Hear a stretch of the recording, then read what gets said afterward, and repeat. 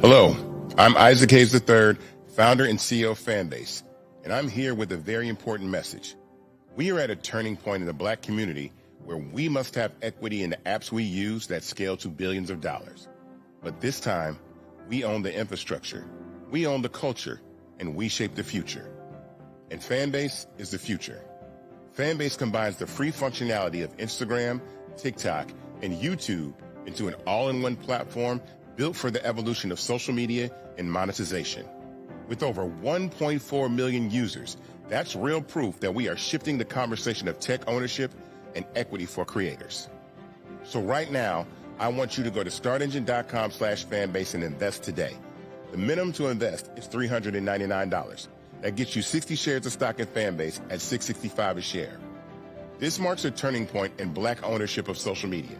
If we don't take this opportunity to own social media right now, we will always be customers to our own creations. And that can't go on.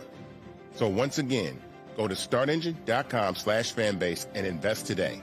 We must own the platforms where our voices live, our stories matter, and where our culture drives the world. Thank you. Folks, Black Star Network is here. Hold no punches. I'm real revolutionary right now. Support this man, Black media. He makes sure that our stories are told. Thank you for being the voice of Black America, Roland. I love y'all. All momentum we have now, we have to keep this going. The video looks phenomenal. See, this difference between Black Star Network and Black-owned media and something like CNN. You can't be Black-owned media and be scared. It's time to be smart. Bring your eyeballs home. You dig?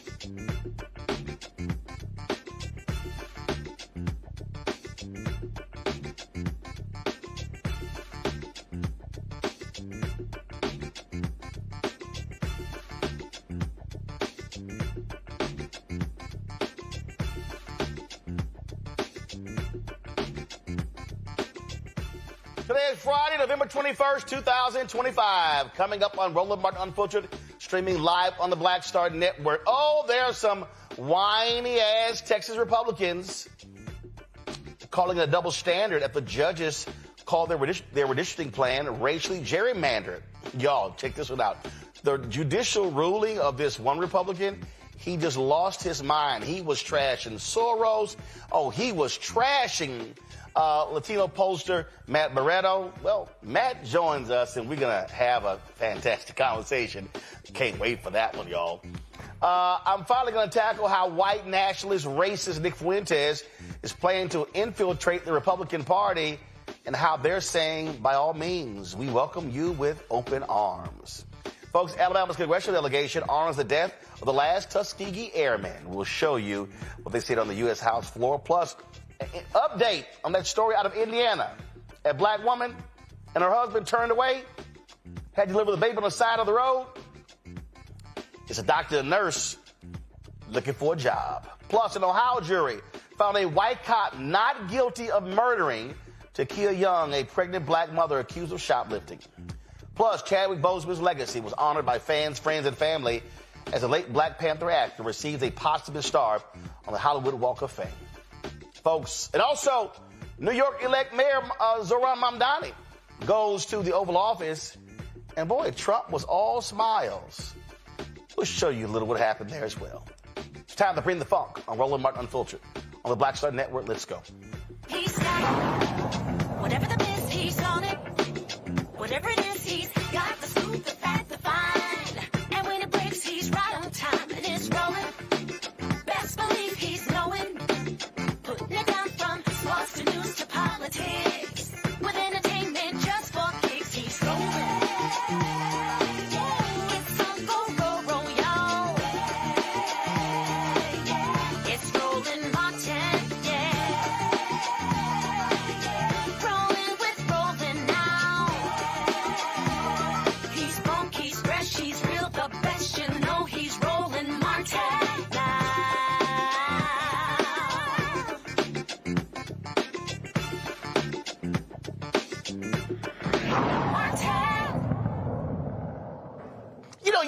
swear that conservatives, they don't have major donors who give millions upon millions to their candidates. I mean, you've got Steve Schwarzman, of course, CEO BlackRock. You've got Miriam Adelson, of course, her husband was alive, Sheldon Adelson. I mean, they give hundreds of millions of dollars. You've got the Koch brothers. One has died, but you still have one of those brothers. I mean, you got these billionaires out of Wiley, Texas. I mean, they pump hundreds of millions of dollars into our political system. But for the right, oh my God, George Soros must be the devil. I mean, they slap his name on every single thing you could think of. Well, when the 2-to-1 ruling came down, declaring that the Texas map that was approved was racist gerrymander, the one judge in the 2-to-1, oh my God, Judge Jerry Smith lost his mind. He was so angry. He was upset. He felt they didn't give him enough time. But when you read his report, I mean, he trashes the other judges. And mind you, one of the judges he's trashing is a Trump appointee. This dude is a Reagan appointee. But one of the folks who he really was upset with, is my next guest, Matt Libretto. I mean, Jerry Smith, y'all, was just losing his mind. He said this was the most blatant exercise of judicial activism I have ever witnessed. And he sat there in his ruling. I mean, he was just going on and on and on, Soros and Soros and Soros. And he was really upset with Matt. Matt's professor of political science and director of UCLA's Voting Rights Project, who joins us right now. And Matt, I've been wanting to talk about this for 2 days. You could only join us today. I said, man, let me hold my powder.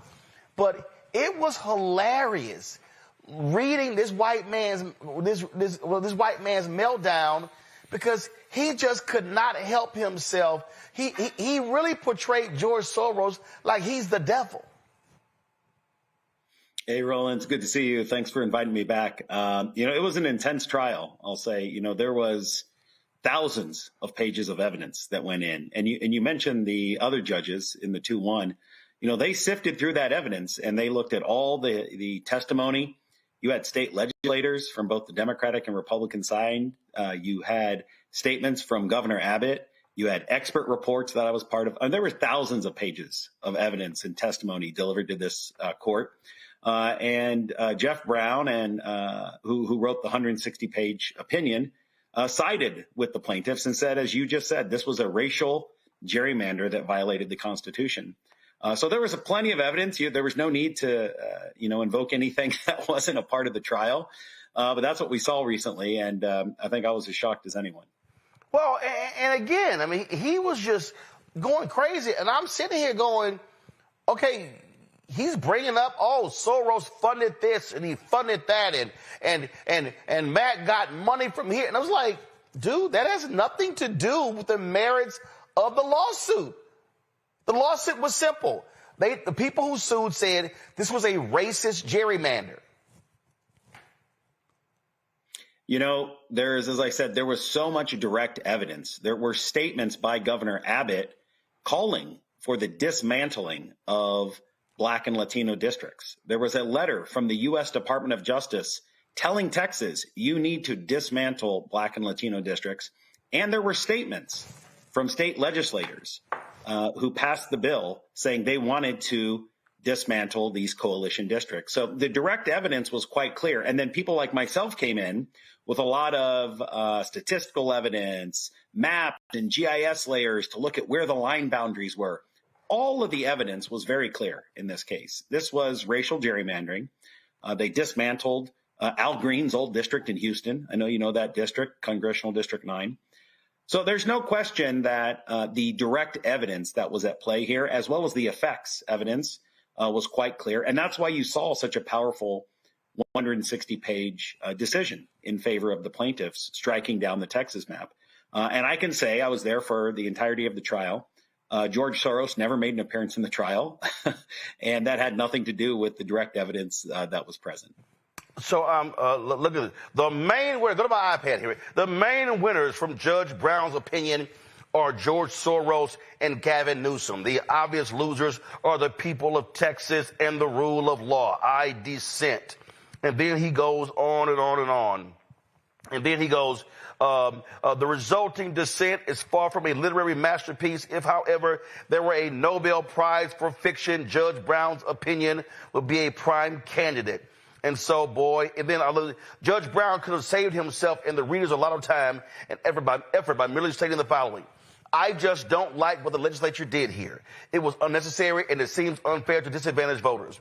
I need to step in to make sure wiser heads prevail over the nakedly partisan and racially questionable actions of these zealous lawmakers.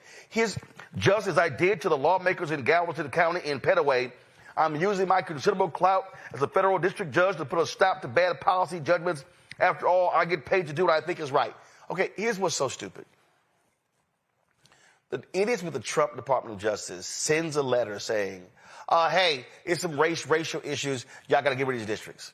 Now, mind you, while that was happening, Texas was literally defending those very districts in court over the 2021 lawsuit saying, oh, no. We did not draw these seats with racist intent, with racial intent. Then all of a sudden, letter comes. Trump calls Abbott, yo, I need 5 seats. Flip it. Abbott, in his proclamation calling for the special session, cites the DOJ letter. The chair of the committee, the commission, cites the DOJ letter. Then all of a sudden they went, oh shit. The court ruled that partisan gerrymandering is okay, but it's illegal. Racist gerrymandering. Oh, no. Oh, no. We're not doing it because of the letter. What letter? What no letter that came? What letter? What you talking about? What no letter? Oh, no. And then, while that's happening, Abbott goes on Fox News to defend the new map and goes, oh, no. This is not racist. We're creating opportunities for new Latino districts. I'm sorry. So that's really what Judge Brown was referencing. He was like, wait a minute. Y'all said it in writing and out of your own mouths what you were doing. And now you're claiming that's not what you're doing?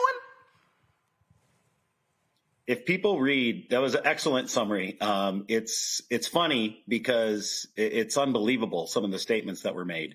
If people read the 160-page decision striking down the map that Jeff Brown wrote, I've appeared before Jeff Brown 3 times in this trial at 3 different occasions. He is the most thoughtful, considerate, careful judge I've ever been before.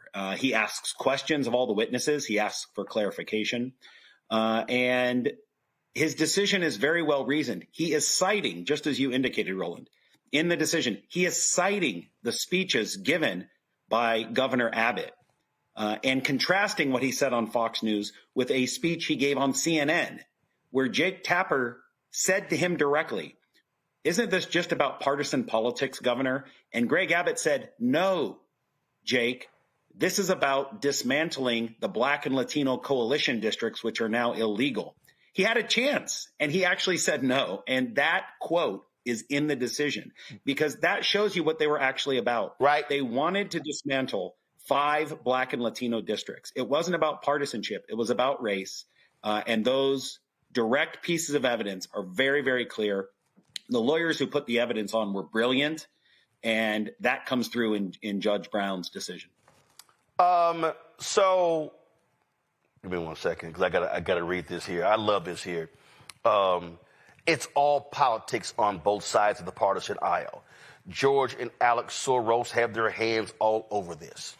One of the plaintiff's top experts is Matt Barretto. He is a paid Soros operative and does not attempt to hide it. His CV confirms it. He expects to receive $2.5 million from George and Alexander Soros. Nor is this something new. Soros has been pumping money into Barretto's UCLA voting rights project for years. And this steady supply of money won't stop until 2026 at the earliest. Unsurprisingly, Barreto has been on quite a roadshow for years, parading across the country, opposing Republican redistricting. That is the tip of the iceberg. The lawyers are involved as well. And then he goes on and on and on. To his credit, the lead counsel for plaintiffs does not try to hide it either. Chad Dunn acknowledged so in open court. He works with Barreto at the same voting rights project that received Soros funding. Dunn is a respected attorney in Texas election law cases, most recently serving as counsel in the Jackson case. And then he goes on and on and on and on and on. And he goes on and on and on. He said it does not stop there. The Elias Law Group draws from the Soros coffers too. Counsel for the Instant Gonzalez plaintiffs, David Fox, is a partner at Elias, which has, quote, collected more than $104 million from Democratic Party committees and donors, including Mr. Soros. And he just goes on. On a silver platter, Judge Brown hands Soros a victory at the expense of the people of Texas and the rule of law. Judge Brown won't tell you that. I just did. And I'm sitting there going, so is he saying that no one else can give money to voting rights projects? That, is he, I mean, again, can I substitute Allison? Can I substitute Coke? Can I substitute the wild? I mean, I could go on and on and on, but he's clearly showing his disdain for there being people who oppose racist gerrymandering. Yeah, there's no question that the Constitution, this wasn't even a voting rights claim. This was not a Voting Rights Act 1965 Section 2 claim in Texas. This was a claim against the United States Constitution, 14th Amendment. That's what Texas lost on right now.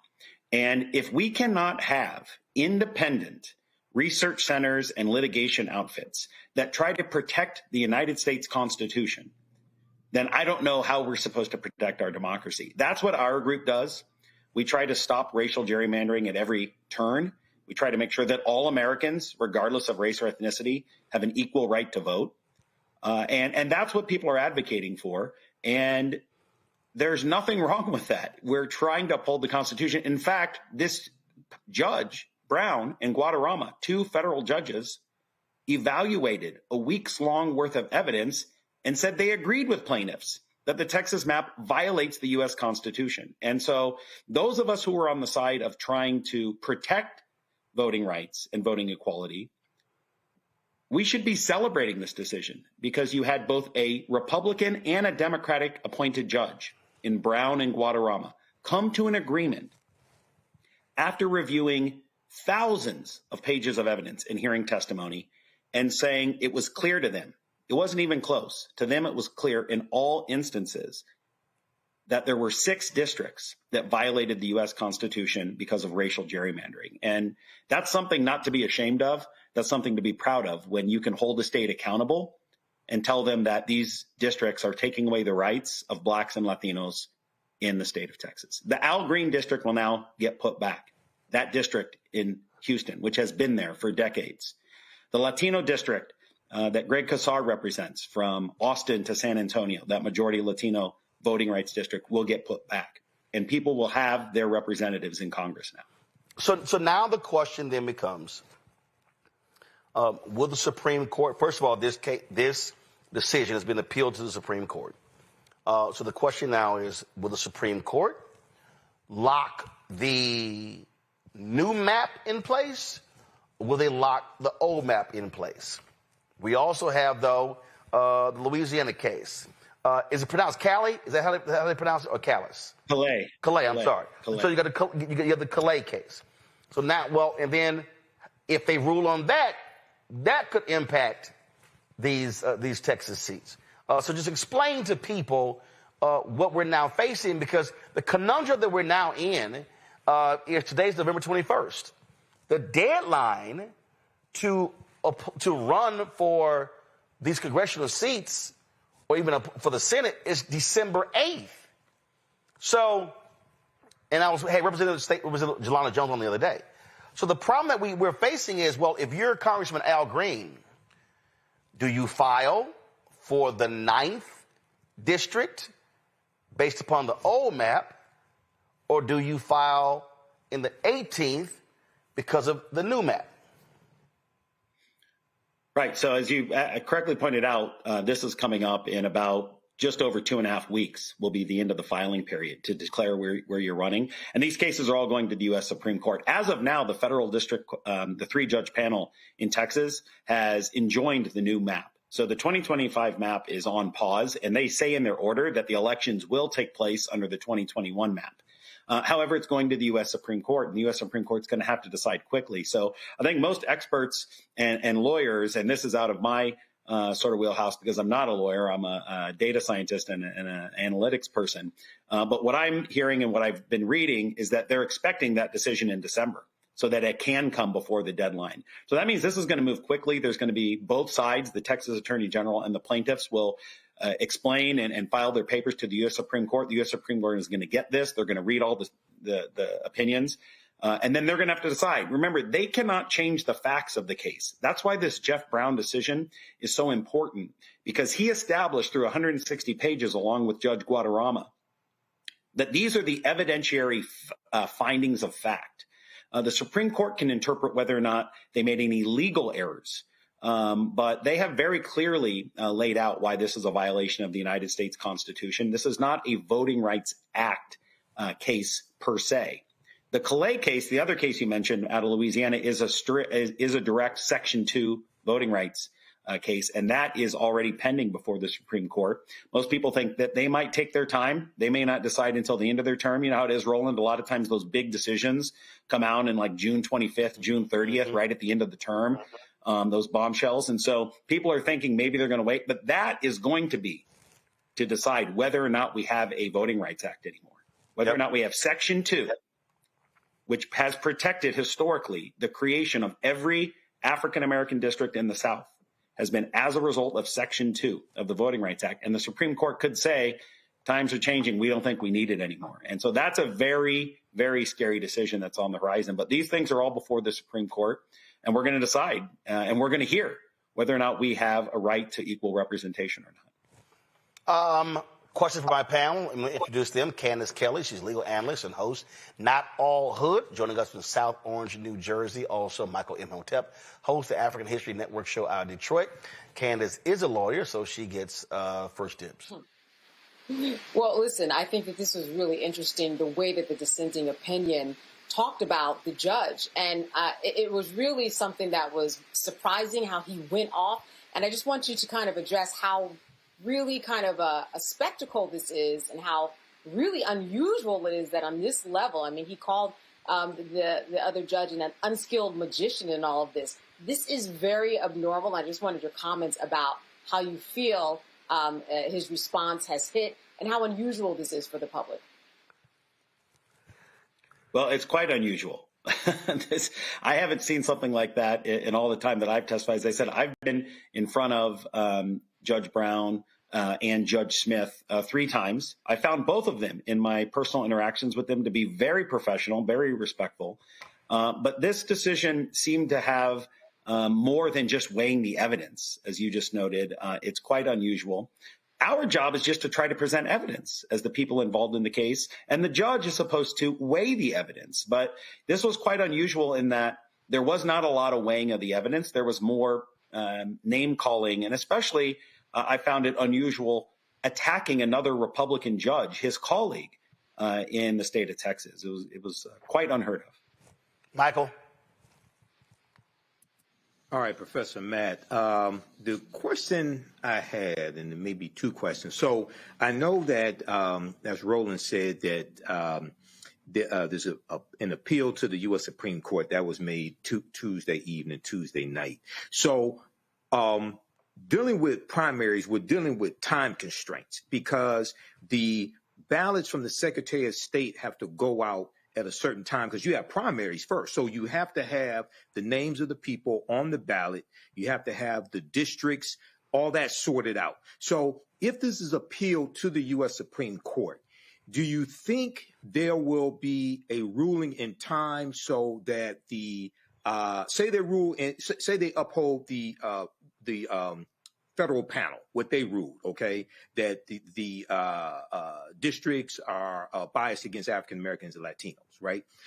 Do you think there's enough time with the Supreme Court ruling to have the proper districts on the ballots, or sometimes you deal with a situation where there's not enough time to change it, so then you have to go with something else? What do you think will happen if this gets appealed, based upon time constraints? Yeah, that's a great observation. And there is something called the Purcell principle. This is a legal standard that the Supreme Court has determined that if you get up too close to the election, let's say it's a week before the primary, they're not going to let you change the districts. In this particular case, we still have plenty of time because the filing period is still open. Nothing has run out of bounds. And if the Supreme Court is able to issue a decision during December, we should be totally fine. In fact, at the trial, someone from the Texas Secretary of State's office who administers elections testified. They testified on behalf of the state of Texas saying that they wanted to move things along. However, during cross-examination, that person stated that if the court ordered them to extend the period by 2 weeks or a month, they would be able to do that. And in fact, that had happened before in the state of Texas. And the person responded, yes, if the court orders us to extend the period by 2 weeks or a month, that will be no problem. We can certainly do that. So we still have enough time. That primary is in March. If things start creeping into February, that's where I think you're going to start raising alarm bells. And that's why most legal advocates and scholars want to see a decision by the Supreme Court to clarify in the month of December. If that happens, I think we're fine. But people should assume right now, the Texas map has been enjoined. It's been blocked. If you're thinking of running for Congress, if you're an incumbent, I'd be filing in my current district because you're under the 2021 map as of right now. And the concern that people also have with the Texas, because Texas can also move the primary. The primary right now is slated for the first Tuesday in March. The reality is, to your point, if a judge says, hey, move the filing deadline to, let's say, February 1st, they can literally move the primary to April, May, or even June. But the whole point there, and this is where Purcell comes in, and what people also got to remember, lower courts ruled that in Louisiana, that the state discriminated against African Americans by not creating a second district. Same thing in Alabama. But because of Purcell, the court locked the maps in place. So even though the lower courts had ruled those were unconstitutional, they declared, even though I thought in the Louisiana case it was bullshit, because their primary wasn't until August, that thing came down early in the year, they ruled that, hey, there wasn't enough time to change the maps. And so many folks are hoping that this Supreme Court, and we know that they care about precedent but don't care about precedent, are thinking that, hey, there's no way they're going to sit here and have this upheaval and say, yeah, let's go forward with these new maps, knowing full well people don't know what district I'm in, who am I voting for, where am I filing.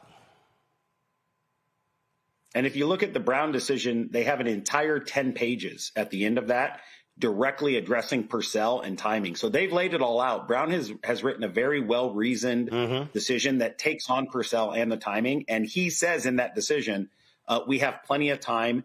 Things are moving forward. The primary's not till March. We're good. So now the Supreme Court needs to get involved and tell us what the decision is.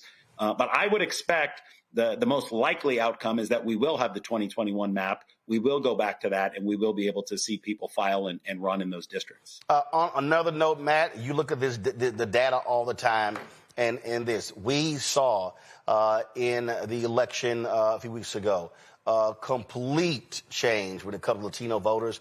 We're seeing right now where Trump is as well. And is this one of those things where buyer's remorse, where Latino voters are like, damn, we got played. They fell for the okie doke with Trump. Trump promised all these sort of different things, and his horrific attacks when it comes to ICE, how they're just snatching people and just abusing people. Is that what's really driving this significant drop in Republican Latino support? Well, I think, first of all, let's document it. There was a poll just last week, showing that Trump's approval with Latinos was down to about 28%. It was under 30%. We saw that in the elections that you mentioned in Virginia, in New Jersey. We saw it out here in California in the Prop 50 vote. huge turnarounds, going back almost to the 2020 numbers or before, even to the Hillary Clinton numbers in 16 in some of these places. Some of these places, Roland, 50-point net turnarounds in the Latino vote. And we know that Latinos are very economically conscious. We know that people were still hurting at the end of 2024, that inflation was still there. This is a working class community, by and large, had not fully recovered. Inflation was still there. And as you said, maybe believed a lot of the promises and those hopes that Trump said he was going to instantly change things. But that's not what happened. What we have seen is the economy has not rebounded. Latino wages have not gone up. Inflation continues to rise. Healthcare is expensive. Housing is expensive. We haven't seen an increase in Latino home ownership rates. Instead, you have seen unbelievable crackdowns on immigrant rights and immigrants, including U.S.-born in legal permanent residents and people with visas, getting abducted, getting tackled by masked agents. That does not play well while simultaneously the economy is not rebounding. And so you put it together, those things are really at the forefront. I think a lot of people are saying this is not what we expected. We took a chance. We were hoping that this so-called businessman would help rescue the economy, but we haven't seen that, and people are upset. And I think what you saw in 25, man, it looks like it could continue into 26, and that won't be good. Well, and that's one of the reasons why Republicans are desperate to gerrymander as much as they can, because I think they are expecting they're going to lose 10, 12, maybe 15 seats. It could be even more. So I think that when I see these folks these Muslims in Dearborn, Michigan, who are angry with the right wing, protesting them, when I see what's happening with ICE, I think between those voters and Latino voters, they're sitting here going, damn, I think we screwed this one up. And the problem is he's going to be there for 3 more years. So we'll see what happens in the midterms. Matt, we appreciate it. Thanks a lot. Hey, Roland, anytime, my brother. All right, folks, going to go to a break. I'll be right back. Roland Martin Unfiltered on the Black Star Network. If in this country right now you have people get up in the morning and the only thing they can think about is how many people they can hurt, and they got the power, that's the time for mourning. For better or worse, what makes America special, it's that legal system that's supposed to protect minorities from the tyranny of the majority. We are at a point of a moral emergency. We must raise a voice of outrage. We must raise a voice of compassion. And we must raise a voice of unity. We are not in a crisis of party versus party. We are in a crisis of civilization, a human rights crisis, and a crisis of democracy itself. And guess what? You've been chosen to make sure that those that would destroy, those that would hate, don't have the final say, and they don't ultimately win. Now that Roland Martin is willing to give me the blueprint, hey, Cyrus, I need to go to Tyler Perry and get another blueprint because I need some green money. The only way I can do what I'm doing, I need to make some money. So you'll see me working with Roland. Matter of fact, it's the Roland Martin and Cheryl Underwood show. Well, should it be the Cheryl Underwood show and the Roland Martin show? Well, whatever show it's going to be good.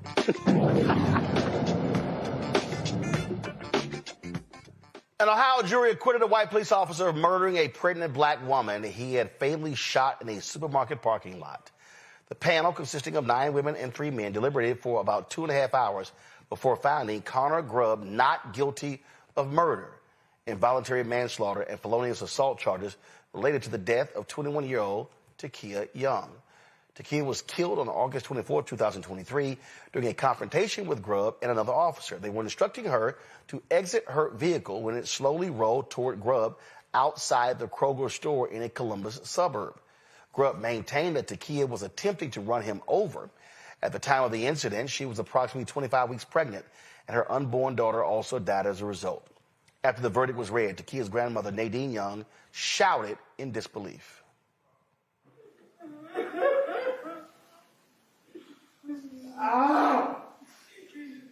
Everyone could have a seat. Mr. Grubb, you're...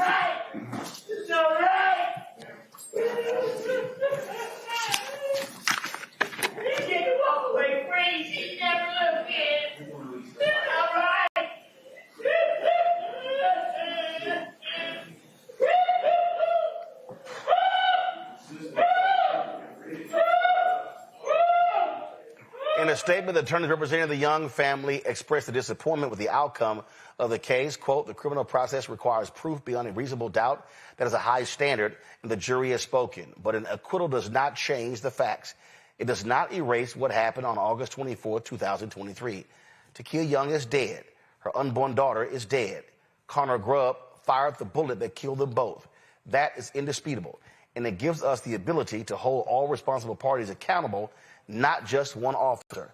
Our civil case will prove what the jury could not find beyond a reasonable doubt. We will show that Grubb created the danger by positioning himself in front of her vehicle with his weapon drawn. We will show that Blendon Township failed to train or supervise him on encounters with moving vehicles and de-escalation. We will show that Kroger violated its own loss prevention policies and escalated a situation that never should have involved law enforcement. You know, unfortunately, we see so many of these stories. And again, Candace, we talk about it. People can, there's other cases, but it still is rare. It still is rare for a police officer to be found guilty. And this jury deliberated just 2.5 hours. That is not a long time. Yeah, it's not a long time. Now, listen, this jury, they deliberated for several hours before that, but someone went out on medical leave. So then they came back, and then they had a replacement juror. And yes, and that was 2.5, 3 more hours after that. But before that, I think it was 7 hours. Here's some of the things that just you really have to, when you go back to the crime scene, take away and realize why this police officer is, in fact, at fault.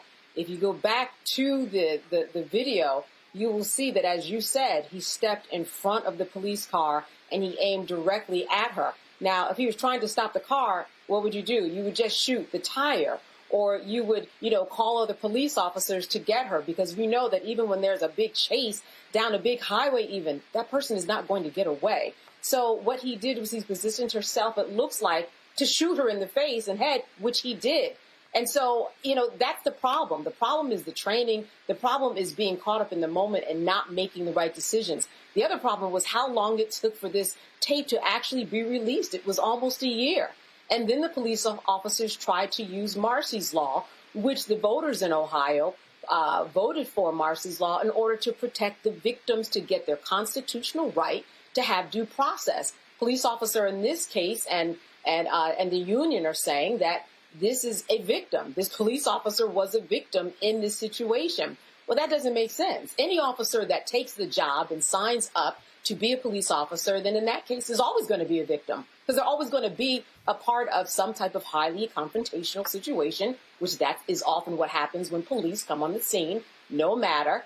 And so they would always be a victim. So that makes no sense to even use Marsy's Law in that way. There's so many things the matter with this that I am certain that when they proceed in the wrongful death lawsuit, which is just beyond a preponderance of the evidence, that they will be successful. But along the way, a lot of mistakes. We have to know who the person is who shot us, whether they're police, whether they're ICE, whether they're our neighbor. That is the person's right, meaning this young woman who died and her child, to face, or her family at this point, to face who the shooter was. They held on to his name way too long when we know that this is a guaranteed right by the Constitution that is afforded to her and her family. Michael. Yeah, Roland, this is a tragedy. I watched some of the video once the verdict was read, and read a couple of articles dealing with this. And this is a situation where it kind of reminds me of George Floyd, because that involved a store, a purchase as well. But when you read that the car was moving slowly forward, she put on the turn signal, things of this nature. When you read what happened, when you watch the video, it doesn't give the appearance that she was trying to run the officer over. Okay. And, you have to use discernment when you are a police officer. And just the explanation, the written statement that Officer Grubb gave, to me, this doesn't add up. Okay. So this is a senseless killing. And unfortunately, Takia Unfortunately, the sister, Takia, and her unborn child died in this tragedy here. Okay, so and the question I have now, she's accused of stealing alcohol. Not saying that she should pay the ultimate penalty if she did, but were they even able to determine whether or not she stole alcohol? This was an accusation of stealing alcohol, which kind of reminds me of George Floyd, because he was accused of passing a fake $20 bill, which would then lead to, theft of a product. And he ended up dead as well. Yep. Well, can I jump in? I just want to jump in, and so yes, there was video evidence that might point to that. But here's the thing: are we now in the business, especially in this economy? And I've been in court where there have been several women who go to the ShopRite, and men, the ShopRite down the street where I live right now, and they are brought up on charges because they steal not just alcohol, but they steal $136 worth of groceries. But we are not in the business.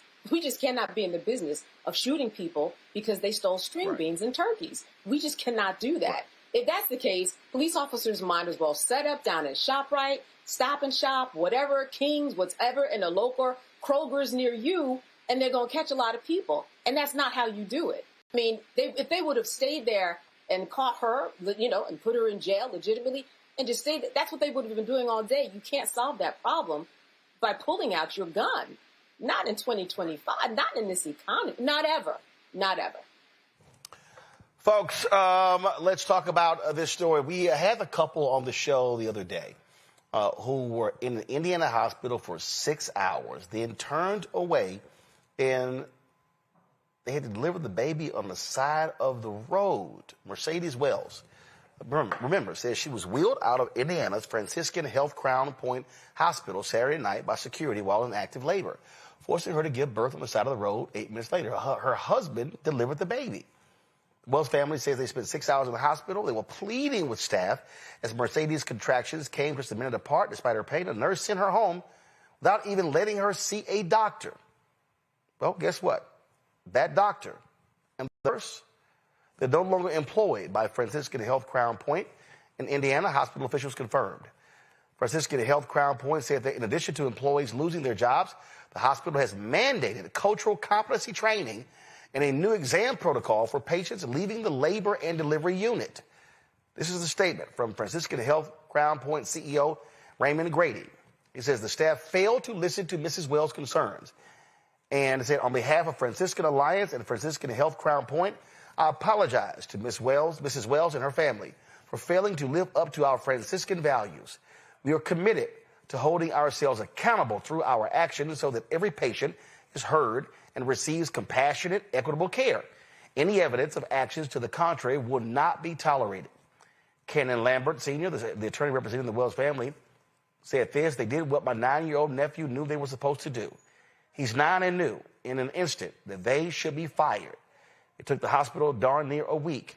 What about the staff that sat and watched this deplorable situation and did nothing? Absolutely.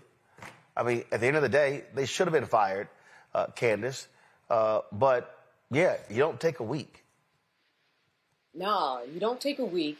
And you took an oath. You took an oath, right? To when you're in a situation like that, you have a legal duty, a fiduciary responsibility in order to take care of the patients that are in front of you. So listen, it happened, but it took too long, but it had to happen, and I'm glad it happened. I mean, who doesn't know about contractions, whether you have children or not? That's something that people come to the emergency room all the time. It is clear that there was something else that was going on here.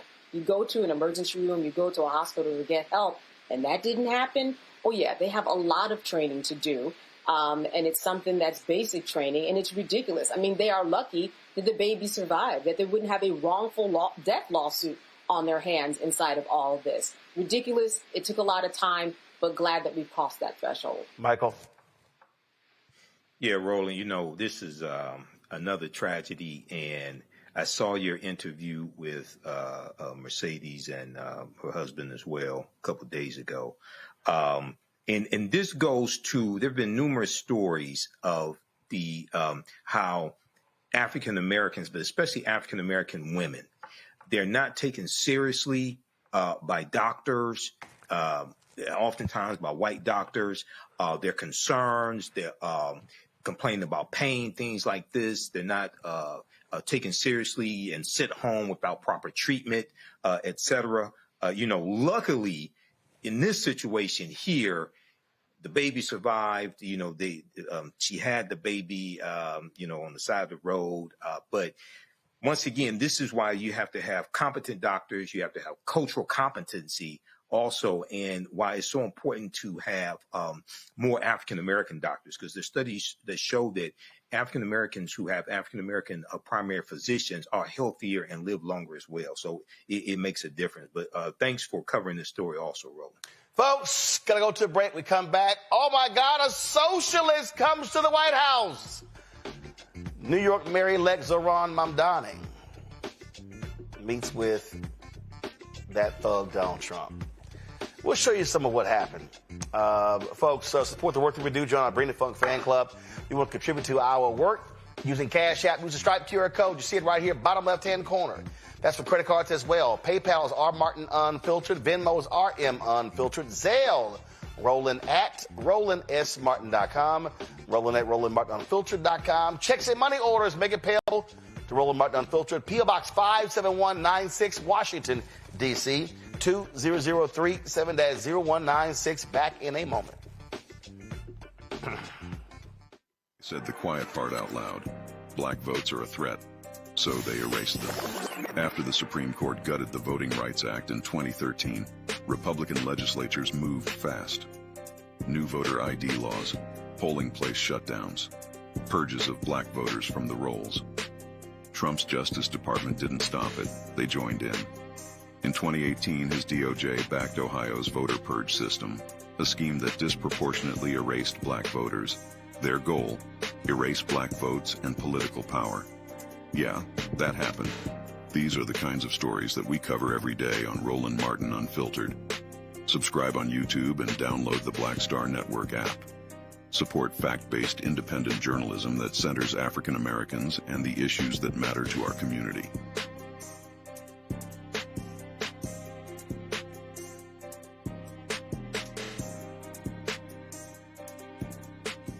Melanie Campbell, National Coalition on Black Civic Participation and Black Women's Roundtable. And we are watching Roland Martin Unfiltered all day, every day, 24/7. Spread the word.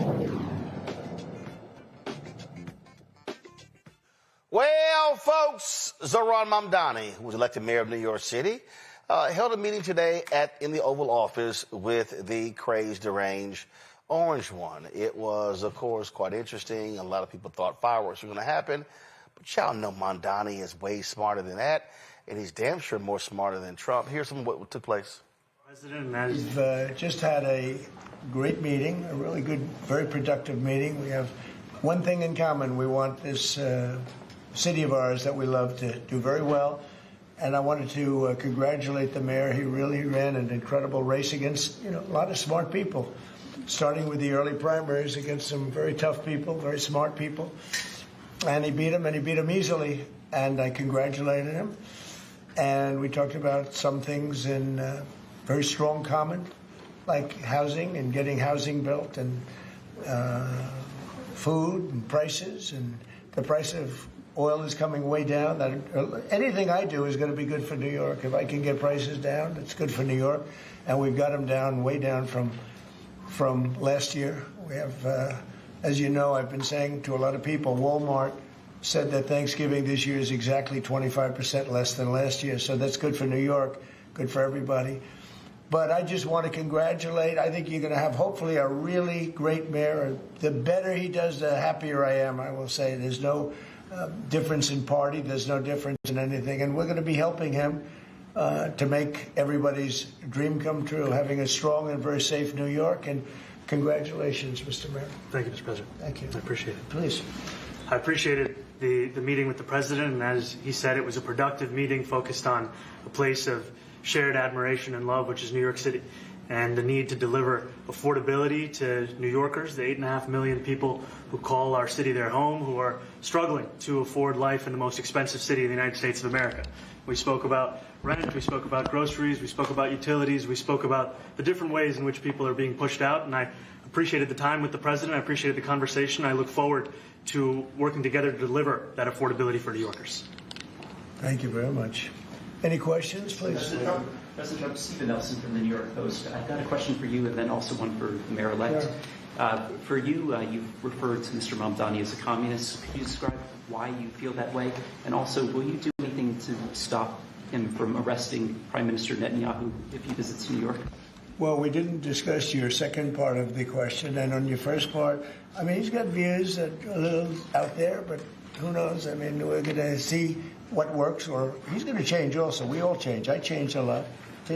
From when I first came to office. It's now quite a while ago. It's quite a while. My first term was great. We had the greatest economy in the history of our country. We're doing even better now. We're doing much better now than we did even the first term.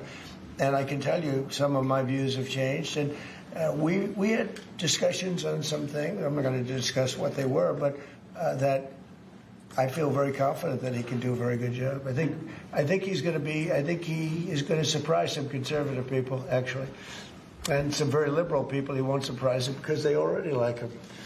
And for Mr. Mamdani, it sounds like you had a productive discussion, but just days ago you referred to President Trump as a despot who had betrayed the country. You said you'd be his worst nightmare and accused him of having a fascist agenda.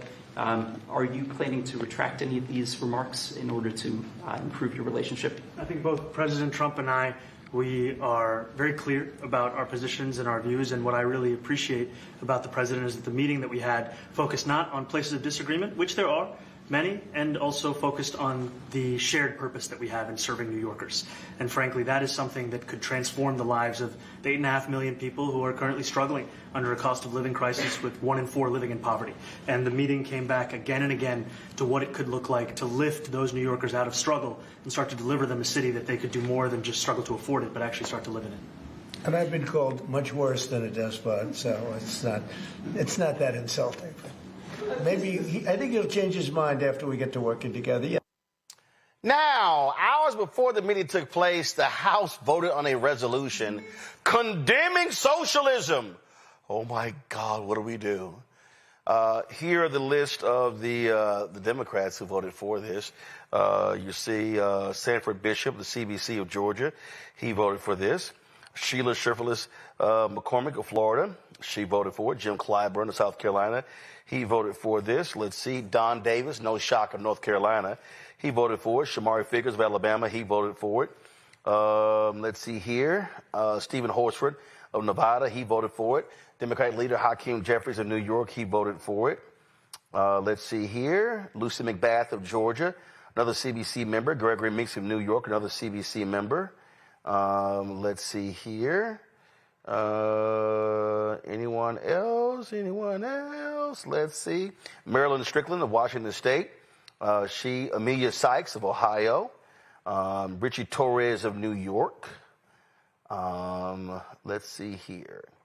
Frederica Wilson of Florida voted for it. 2 Democrats. Janelle Bynum of Oregon. She, of course, that's a sister. They voted present. Here's the whole deal. It's first of all, the resolution in the House is laughable, Michael, because the reality is most of the people you're talking about. Look, he got elected. And the issues he's talking about are the issues people care about. And so I find it laughable while he, of course, Trump called him a communist and all kind of other stuff like that. Then he says, well, I think he's going to be successful. So contrast Trump saying he's going to be successful with the House voted to condemn socialism. So Trump is saying what? The socialists are going to be successful?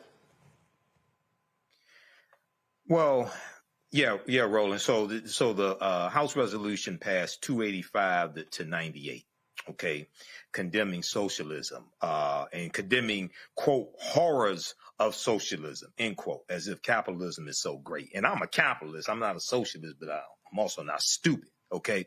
Now, what I find really interesting is is that you have white MAGA farmers in Arkansas and Iowa begging for a bailout from the federal government, and now they want socialism. They want a bailout from the federal government because of Trump's tariffs and destroying the soybean market, right? So here you have Republicans, largely Republicans, voting to condemn the horrors of socialism, and MAGA wants socialism to bail out white farmers. But they're not trying to bail out black farmers, because if you look at the discrimination that took place during the first Trump administration, when he destroyed the soybean market again, they had to do $26 billion in assistance for farmers, and black farmers got 1/10 of 1%. They got about $26 million.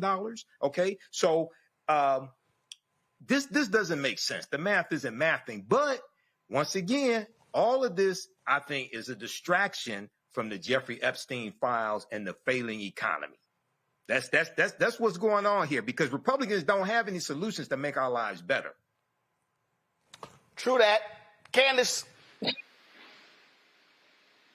Hey, listen, it doesn't matter what you call it or what resolution they say. We like socialism, we don't like socialism. The people of New York City, they want a relief in taxes. They want a free MTA card. They want free childcare. They want, they want these free things that Mondani promised. So it doesn't matter whether you call it socialism. It doesn't matter whether you have a resolution or not. They're waiting to see that he shows and proves. And I think it's interesting that we had this kind of real chummy love affair all of a sudden with Trump and Mamdani, because he knows who he put, the president knows who he put his support behind, Cuomo, and that it just didn't work. So here he is. Is he going to fight with this guy who is the mayor of the epicenter of the world when it comes to culture, media, diplomacy, finance? He is not. This is some place where he hopes to keep connections, and he knows he already lost. He tried to win the night before by putting his support behind Cuomo, and it didn't work. So here he is. And this is why he's got to be chummy, because he figured, let me not be a dummy. Let me go ahead and see what I can do to make good of this, because I didn't come through with the votes and my support with Cuomo. So this is what he's left with. So this is now a wait-and-see proposition. Who knows? This chummy fest might just be one day. Tomorrow we know he might be on Truth Social saying something completely opposite, calling him names, calling him a communist. That's just how he gets down. But for today, That's the news. I'll take the chummy. All right. Well, listen, we'll see what happens. But bottom line is and then what happened to all these billionaires? Said they would be fleeing New York. They're moving.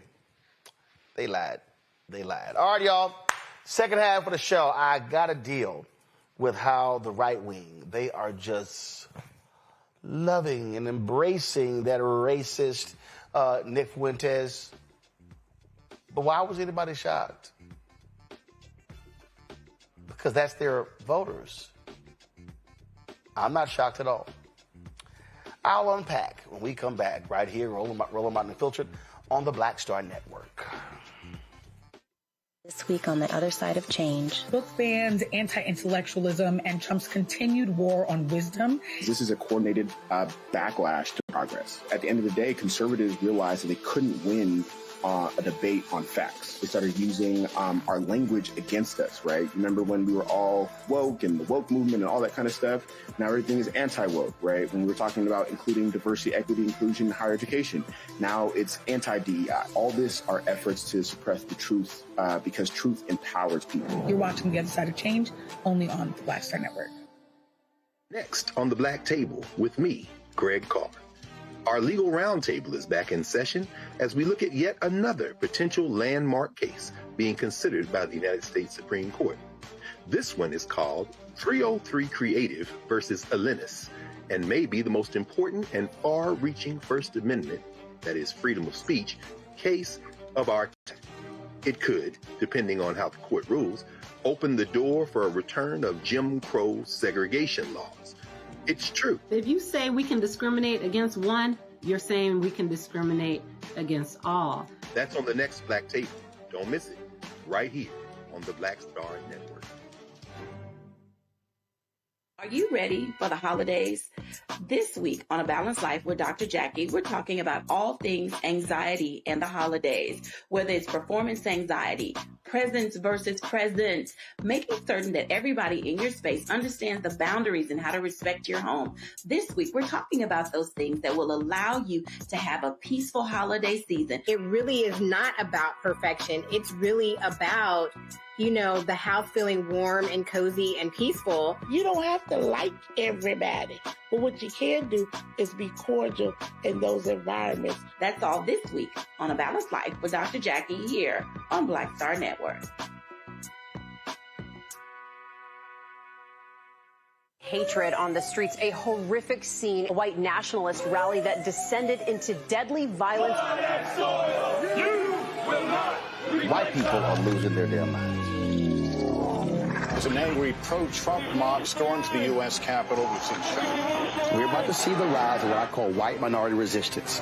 We have seen white folks in this country who simply cannot tolerate black folks voting. I think what we're seeing is the inevitable result of violent denial. This is part of American history. Every time that people of color have made progress, whether real or symbolic, there has been what Carol Anderson at Emory University calls white rage as a backlash. This is the rise of the Proud Boys and the Boogaloo Boys. America, there's going to be more of this. Here's all the Proud Boys, guys. This country is getting increasingly racist in its behaviors and its attitudes because of the fear of white people. The fear that they're taking our jobs, they're taking our resources, they're taking our women. This is white fear.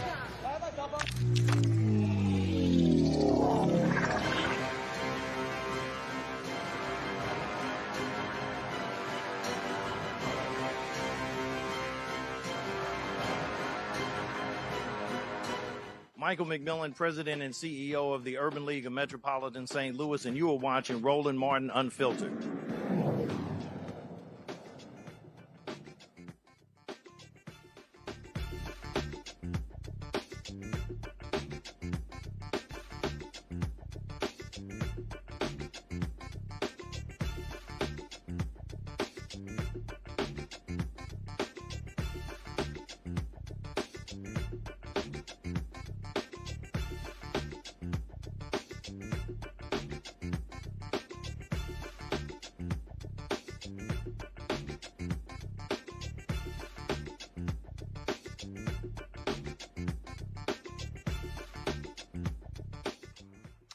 All right, family, the 1800s, when we talk about the racists in the country, Democratic Party, especially the Southern Democrats, founders of the KKK.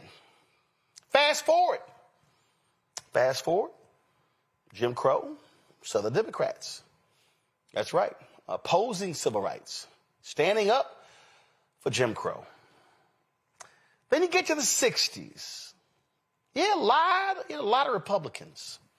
People like William F. Buckley. They were supportive of civil rights, but then all of a sudden, Barry Goldwater wrote a book that changed everything. He opposed the 1964 Civil Rights Act, and all of a sudden, the Republican Party began to not just shift right, but also began to fully embrace racist. You look at the Southern strategy. A lot of white people were upset that Democrats chose to embrace civil rights, which meant embracing black people. And so really ever since the 1964 election, you've seen significant shift. Ever since then, you have not seen a Democrat win a majority of the white vote. White folks align with Republicans. Now, that's not to say that all white folks are racist. But see, remember when I talk about racism, y'all, I always say that the problem when we talk about racism, we go, somebody's racist, somebody's not racist. But the real issue is all the stuff that's in between the two. That's really what it speaks to. When I wrote my book, White Fear, how the browning of America is making white folks lose their minds. Why did I pick this photo? I picked this photo because this is from January 6th. This is a white man who's standing there with his arms outstretched. And really, I saw the photo, and what he was saying was, all of this is ours. Because you got to remember, they were angry. Trump was angry with how black folks voted in Atlanta. Remember, he kept talking about Fulton County, Atlanta, Philadelphia, black, Detroit, black, Milwaukee, black. He did a partial recount in Wisconsin. Where? Milwaukee. Black people. You might remember that the head of the Michigan Republican Party said, let's count all the votes in Michigan except Detroit. I wonder why. So what are you now seeing?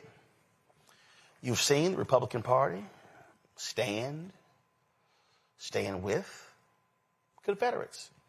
Who defends the monuments? The very people, Republican Party, radical Republicans behind the 13th, 14th, 15th Amendment. Who are the folks who now are defending the racist monuments? Republicans. Who's bringing them back? Pete Hegseth, Trump, Republicans. So now what we're really seeing, when you look at the racist attacks, Charlie Kirk, Republicans loved him. Now they claim, oh no, Charlie was never racist. Charlie never did such things. Charlie was about truth. No, he was saying some racist shit. Then you have the guy who couldn't stand Charlie Kirk, who has a group called, called them the Groypers. Oh, Nick Fuentes. Oh my goodness. So many young white boys love them some Nick Fuentes. What have we now seen the past month? Oh my God, we have seen New York Times do a huge story on Nick Fuentes and what he's trying to do. We've seen Tucker Carlson sit down, and because of Tucker Carlson's interview, you had the head of the Heritage Foundation, the folks behind Project 2025, say, well, we shouldn't be running folks off. That's now set off a whole chain of folks resigning, quitting, being pissed off with Kevin Roberts, who leads the Heritage Foundation, say, how dare we sit here and stand with open anti-Semitic racists? You got Ben Shapiro, who's full of shit on the right. Oh, he's been angry. He's been angry with Tucker and the right-wingers who stand with Nick Fuentes. You may ask, well, who is the Fuentes guy? What is he talking about? Well, first, lately, he said that he's going to infiltrate the Republican Party. He plans to build an organization to pressure Republicans by developing what he called elite human capital and mapping out or attacking his pro-Israel foes, because he's vehemently anti-Israel. I mean, he's a acknowledged racist and anti-Semite. He don't even been called an anti-Semite. Listen. And asked Carlson about his recent platforming of white nationalist and vehement anti-Semite, I'm starting to like it when they call me that. Careful what you wish for, cocksuckers. I'm starting to like that. I used to get mad, like earlier in the week, my stomach was in knots because every article was like vehement anti-Semite, Hitler worshiper. But then I had a change in perspective, which is there any real nigga out there that isn't called this? Or throughout history, all of the realest niggas in history were virulent anti-Semites and racists. Can a nigga just pop off real quick? George Washington, racist. Abraham Lincoln, racist. Christopher Columbus, racist. Jesus split the veil. His parting gift is that he tore the veil covering the Holy of Holies and shook the earth. So the more that I read that, I'm just translating it in my head as real nigga. When people say white nationalist, racist, anti-Semite Nick Fuentes, I'm just reading badass motherfucker. I'm just reading real ass nigga. I don't care anymore. Say it. No one cares anymore. Keep saying it. Every time you say it, it loses power. Because I'm really not a hateful person. Like I'm not filled with prejudice and bigotry. People say he's a bigot. I'm really not. Like I love everybody. I have friends from all different backgrounds. But keep saying it. It loses its power every time. You want to bring that on yourself? Go ahead. Bring it on yourself. All people are going to say is we don't care about those labels anymore. And actually they signal that someone is a rebel. That just means I'm legit. That just means I'm a revolutionary. And what's Ben Shapiro? Ben Shapiro hates Goyim. Ben Shapiro thinks all whites are Jew haters. He thinks that Arabs bomb crap and live in sewage. He doesn't get called a racist because he's part of the Jewish system. So he's a conservative activist. Well, that just means pussy. That means I'm the real deal. I read that in the New York Times. I read that in the Washington Post. I like that shit. Keep it up. Racist, anti-Semite, virulent racist. I saw it from my friend Clyde in the New York Times. Clyde McCready said, the rise of Nick Fuentes, the 27-year-old white nationalist, and his young racist anti-Semitic Groyper movement. There's something else he wrote about me, too. He said I'm an avowedly racist anti-Semite. I just read that and I'm like, based? It says the struggle and its stakes for the nation burst into view after the conservative commentator Tucker Carlson last week offered a friendly interview to Mr. Fuentes, an avowedly racist anti-Semite. I read that and I was like, I don't care. Fine. You know who else was an avowed anti-Semite? Mel Gibson, Michael Jackson, Kanye West, Richard Nixon. I just got my ticket punched. I'm in the real ass nigga club. Stalin, Wagner, Henry Ford, Charles Lindbergh. Yeah, welcome to the club. Now, this is what Nick had to say about this new generation. I'm a new generation of white person. I'm not living around blacks. Sorry. You know, I want white kids, and I don't want my white kids bringing home black people to marry. It's racial for me. And call me racist. Oh, very Christian of you. I don't give a fuck. Here's Nick talking about literacy tests. 30% of voters can't name all three branches of government. 13% can't name even one. And only 7% know all 5 First Amendment freedoms. 80% can't locate Iraq or Afghanistan on a map. Would you support a modern voter literacy test to incentivize more informed voting? Or any other solutions to incentivize more informed voting? Maybe. I don't know. That's just like idiotic. You know, thinking the problem is like uninformed people are voting. Uninformed people are the only thing keeping the country going. The 20% of people that could find Iraq on a map are all liberals, okay? The 20% of informed voters that could find Iraq on a map, it's probably like 2% are veterans and 18% are like lib shits that went to college. It's probably like 2% veterans, 2% like talk radio boomers who are like, nah. And then the other 16% are liberals that went to college. So no. I'll be the first to say, if we had a voter literacy test, Democrat landslide imminent. And it would disqualify all blacks. It would disqualify 80% of Hispanics. But you know who would be voting? College-educated whites and Asians, and they're all liberal. So, no. That's not the issue. That wouldn't solve nothing. Thrasimachus sent. Things would get worse faster. Thrasimachus sent $21. Nick has some thoughts on Jim Crow. It was better for them, too. Number one, but number two, who cares? Who cares? You know, enough with the Jim Crow stuff. Who cares? Oh, to drink out of a different water fountain. Big fucking deal. Oh, no, they had to go to a different school. Their water fountain in that famous picture was worse. Who cares? Grow up. Drink out of the fucking water fountain. It's water. It's the same. You know, and, you know, even if it was bad, who cares? Who cares? It's better. It's better in general. We all agree it was better for them. It's better for us. Better in general. Better for them and better for us. Well, there's a whole big dust up on the right. And Donald Trump was asked about this whole blow up and his thoughts about Nick Fuentes. To the formula, yeah. Mr. President, Tucker Carlson recently had a friendly interview with anti-Semite Nick Fuentes. Tucker Carlson. What role do you think Tucker Carlson should play in the Republican Party and the conservative movement going forward? Well, I found him to be good. I mean, he said good things about me over the years. I think he's good. We've had some good interviews.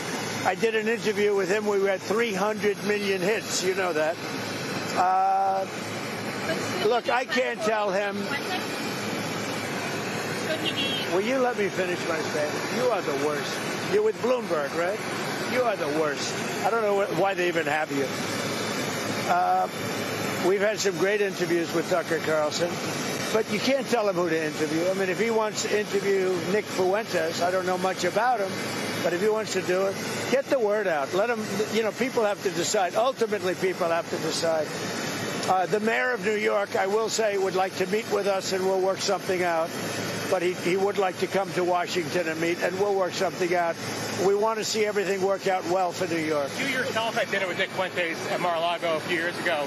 What role should he play in the conservative movement? Well, I didn't know he was coming, and he was with, as you know, somebody, Kanye. And Kanye asked if he could have dinner, and he brought Nick. I didn't know Nick at the time. And he did. He came, and along with a few other people. He brought a few people with him. Meeting people, talking to people, like for somebody like Tucker, that's what they do. People are controversial. Some are, some aren't. I'm not controversial, so I like it that way. Okay.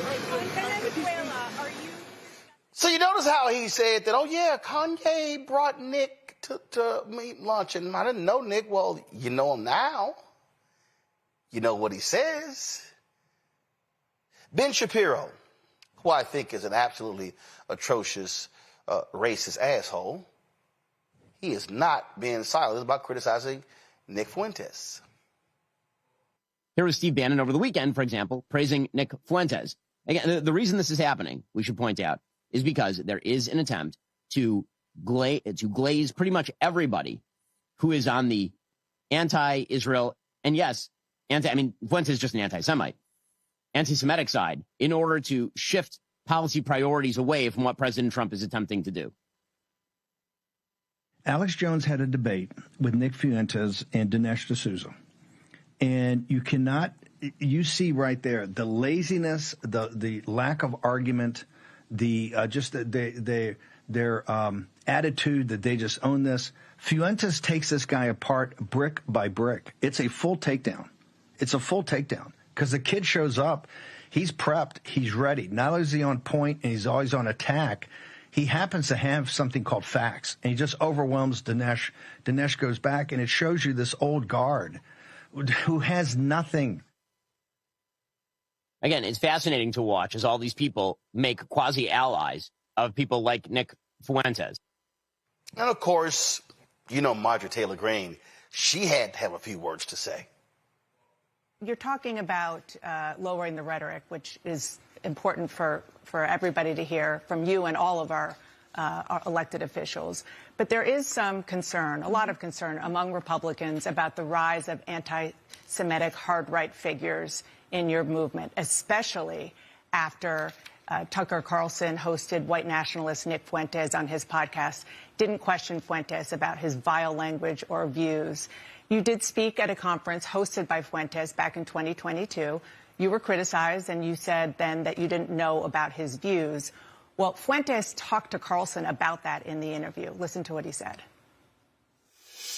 Well, again, with Marjorie, I was a friend of hers, and she spoke at my conference, and then the day after, she pretended like she didn't know me. She pretended like she didn't know me and lied and said I had no idea the conference I was speaking at. She knew exactly what it was.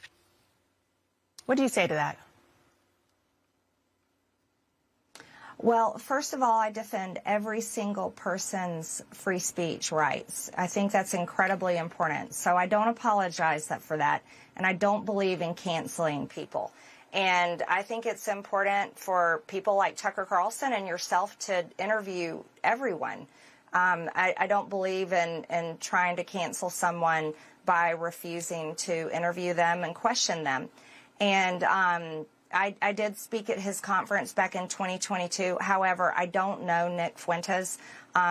He's someone I've never exchanged text messages with or phone calls, but I did speak at his conference. That was the first time I had met him that day, and that was it. But I did watch the interview. I watched the full interview with Tucker, and I admire him for interviewing many people as well as exposing a lot of powerful information. I hear what that you're he saying. does on his show. I hear what you're saying about free speech. I mean, count me as guilty as a proponent of free speech. There's free speech, and then there is hate speech. And this is a man invited on a really prominent conservative show who said, even during that interview, he had a problem with, quote, organized Jewry, and he wasn't challenged on it. In the past, he has denied the Holocaust, called Adolf Hitler effing cool, talked about the fact that he thought Jim Crow was just fine, and on and on. So, again, there's free speech, and then there's just hateful language and sentiments. Well, Dana, again, I told you on this interview that I'm committed to ending the toxic politics, and I think I don't want to have anything to do with it. You should have Nick Fuentes on your show, and you could ask him questions about that. I myself am. Boy, it's so hard for them to actually condemn the hate, isn't it? So let's take Kevin Roberts. He leads the Heritage Foundation. So he has been under a lot of pressure because there are so many other Republicans. They're calling them elite Republicans, old school Republicans who have been upset. A number of people have resigned from the Heritage Foundation, including close aides of his, because of his defense of Tucker Carlson reaching out and interviewing Nick Fuentes. And Kevin Roberts is saying, hey, we need those guys in the fold. Listen. I want to speak plainly, both as president of the Heritage Foundation and also as an American who understands the urgency of this moment. Leadership requires owning the moments where we fall short, then using them to reset, refocus, and recommit. I talked about this today, as you may have seen, during our Heritage All-Staff Town Hall. I'm so grateful for my amazing colleagues. My use of the phrase venomous coalition was a terrible choice of words.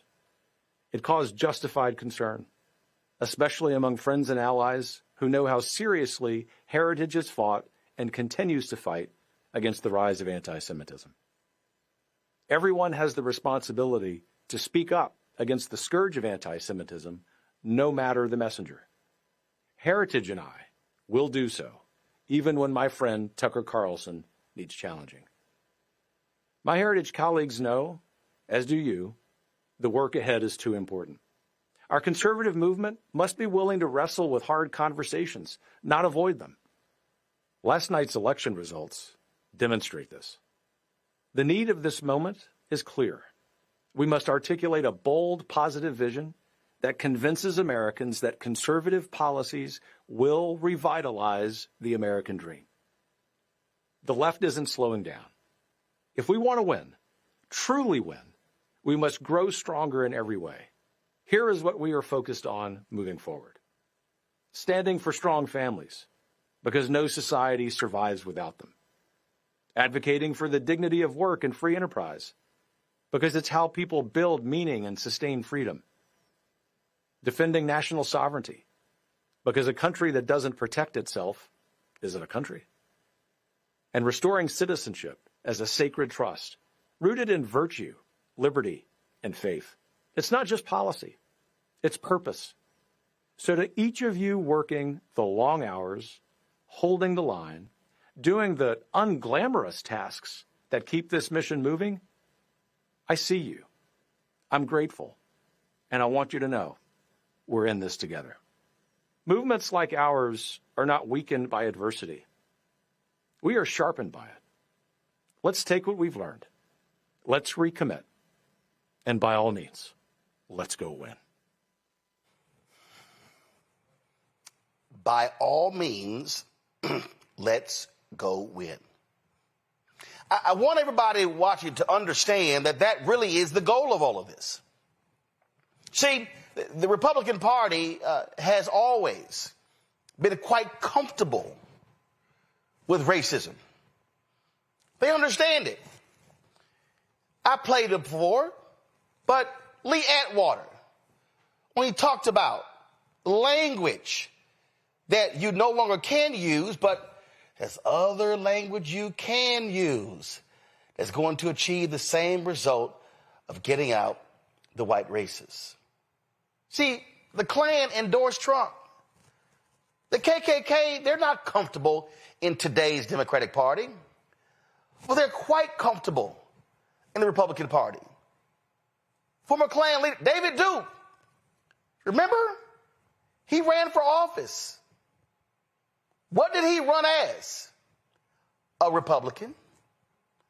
When you look at these white supremacists, these militia groups, when you look at the Proud Boys, the Oath Keepers, who do they align with? Trump, MAGA, and the Republican Party. And so what do you have here? You have this racist Nick Fuentes, who's appealing to this whole group of young, disenfranchised white boys, angry and upset that white women and black women, black folks, Asians, Native Americans, Latinos, they're taking our jobs. They're stealing from us the land that was once ours. We're losing. We're losing our way. We're losing our birthright. This was all ours. We were not destined to share this with those ingrates. But I hope y'all also noticed that the Ben Shapiros of the world, the Marjorie Taylor Greens of the world, all of these people, see, they are attacking Fuentes for anti-Semitism.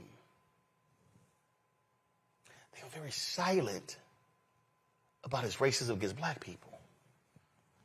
See, Kevin Roberts doesn't want to admit it, but his Project 2025 is anti-black. It is an absolute anti-black agenda. Those are facts. See, the reason he's in trouble because he criticized Vietnamese coalitions of conservatives who were attacking Tucker Carlson. And so they were like, wait, hold on. You're defending Tucker who interviewed this violent racist? Yes. And it wasn't that Tucker Carlson interviewed them. It was that Tucker Carlson literally gave him no pushback. It was quite enjoyable conversation between the two. See, it wasn't like what I had Richard Spencer on when I challenged that racist on his white supremacist views.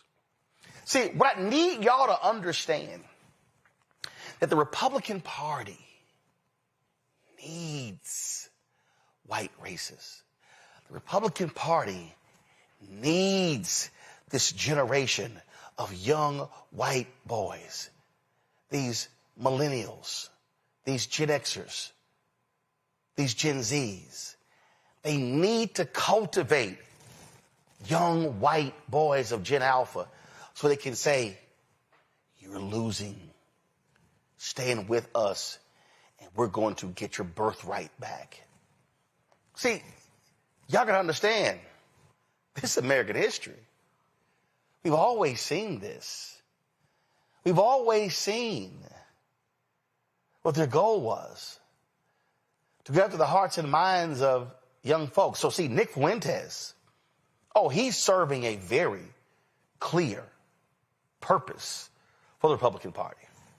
See, what Donald Trump has done, Donald Trump has said, hey, guess what? We good. You can be racist. You can be anti-Semitic. You ain't got to worry about it because you're good. Remember that guy, Paul Ingracia? The one when those text messages, the Signal Chat group was released? He said he had a Nazi streak. And remember, Trump was going to appoint him to a White House position, and they had to pull the nomination because Republicans said, no, we ain't down with it. Y'all know Trump gave him another job, right? They didn't fire him. What Donald Trump and MAGA has said is that if you are a racist, you're more than welcome to serve in our administration. In fact, we welcome you. And we know the person who's standing there ready to hand you your Confederate flag is Stephen Miller. See, what we have to recognize, and y'all, I've only been saying this now for 16 years. I said in 2009, here we are living in the beginning stages of white minority resistance. That's literally what I said in 2009 as John Avlon and I were waiting to go on CNN. John's now in Congress. Here we stand 16 years later. That's what's going on. So the Republican Party knows that they cannot exist in the future unless they are consistently cultivating hate among white voters. And so then I can cultivate hate among these white voters, and then let me cultivate hate among these white Hispanics, and then let me cultivate hate among these minority folk who hate black folks, including self-hating black people. All of a sudden, we have a recipe to victory. Because it's about power, folks. And so there's a reason why Marjorie Taylor Greene won't condemn Fuentes. Because Marjorie Taylor Greene needs his followers to vote for her. And every Republican, they know exactly what they need. They need them voting. So don't think for a second the Republican Party is going to distance themselves from Nick Fuentes. Oh, no, absolutely not. Oh, trust me. And see, Fuentes is not so focused on the accoutrements of acceptance among the party. Because what Nick Fuentes knows is that he doesn't need them to give him a speaking slot at the Republican National Convention. He doesn't need them to invite him to their gatherings. Because what he knows is, even though a lot of them may not show up at his conferences in the future, they sure as hell want his followers to vote for them. Candace, your thoughts? And what Tucker Carlson did was push him way beyond his 1 million followers. I mean, that particular clip, that particular show has been out to 20 million people. I think what's really interesting, Roland, is that Nick Fuentes has always said that he is going to create disorder, create a civil war. But really what he's doing is creating a separate party. He doesn't mean to dismantle everything. He's trying to figure out how he can infiltrate, as he said, the Republican Party. And as you said, they have no choice but to have conversations with themselves right now to figure out where he's going to fit in. Marjorie Taylor Greene may have broken from Trump and is making all of these polite appearances on CNN, but she knows, just like you said, that's her base. And this base is growing. These are mostly, 20 to 30-year-olds, all the voters up to 30, even people working on his team, almost 100% people under 30 years old who are still forming, developing, right? Some of their brains aren't even fully developed yet. These are all vulnerable people. There is more to come. They are signing up. They are lining up for Nick Fuentes. So whether you believe in his politics or not, you have to really look at him and understand that he's making movement, and the Republicans have to pay attention because they need the votes. These younger voters are coming out and did come out in droves, and they're doing it quietly now. But once they get all of the co-signing from the Republicans, they'll be out in the open, just like we saw all the other races come out in the open that weren't showing their faces before Obama was president. We better be careful. We got to watch and wait and see exactly what's going to happen. And as you said, it's not just young white people. It's young black people, too. See, Michael, this is why I keep saying why we can't check out of elections, because we know what we are up against. And these folks, their racist views are there. These are the same people. They are pissed off. They are pissed off with immigration. Oh, you see, you got the black HUD secretary. The reason there's a housing crisis because of these illegals. Now you got these same white folks in America pissed off with immigration. Look at Paris. It's so ghetto. Well, actually, Paris is the ghetto in France, you stupid asses. But it's the ghetto, and they're angry. Look at this. All these Muslims, and they're complaining about it in Germany and Italy and all different places. But I need people to understand the role that media plays. This was a story in the New York Times earlier this month. Nick Fuentes was Charlie Kirk's bitter enemy. Now he's becoming his successor. But I want you to look at the photo here. See, you got the photo here, this James Dean-esque rebel photo here, as they sort of lay the story out, talking about Nick Fuentes. And if I go back here, Michael, what you'll see is there have been 4 or 5 or 6 pieces in the New York Times. And so Nick Fuentes is sitting here going, oh, yes, y'all, please keep writing about me. You're making me more popular. You're now spreading my message. And see, that's really why people were attacking Tucker Carlson, because they said, Tucker, what you're doing is you are mainstreaming this absolute virulent racist asshole. And he's gleefully enjoying all of it. Yeah, so I have a few comments here. So Nick Fuentes is another mediocre, uneducated white boy, and it appears he at least attended college. I'm not sure if he graduated, but at least he attended college. But this is so you see the positioning that some in the Republican Party are trying to take because they don't want to condemn him, but this could also cause a fracturing in the Republican Party as well. So when we look at just some of the things that he said, right, and hitting on what you talked about with the Heritage Foundation and Project 2025, that was 45 years in the making, going back to 1980. Just so people understand, mandate for leadership, the conservative promise, and we see we see how these policies that are being put in place by the Trump administration are devastating to African Americans. If Nick Fuentes gains more prominence and continues to spew this venom, this anti-blackness, this anti-Semitism, personally, I think there's going to be a black tidal wave where people realize, oh shit. No, we have to stop this. I think there's going to be a lot of black people who sat out of the 2024 presidential election. They hear some nonsense like this, and then they see Republicans not condemning it. It's like, yeah, Democrats are not perfect, but they're definitely not this nonsense over here. So, and when we look at you, so you talked about your book, White Fear, and I encourage people to look at the piece from the Atlantic magazine from 2017, looking at the 2016 presidential election. And they said that non-college educated white people did not vote for Trump because of economic issues. They said it was because of cultural anxiety. It was the fear of the browning of America and the fear that by the year 2043, white people would no longer be the majority population in this country. And there was a fear of what would happen to white people when they are a minority in this country. Then when the 2020 census came out, it said that white people were 57% of the population. That was the first time the percentage of white people in this country dropped below 60% since 1790. Okay? And I would argue that the 2024 presidential election was not about the price of groceries.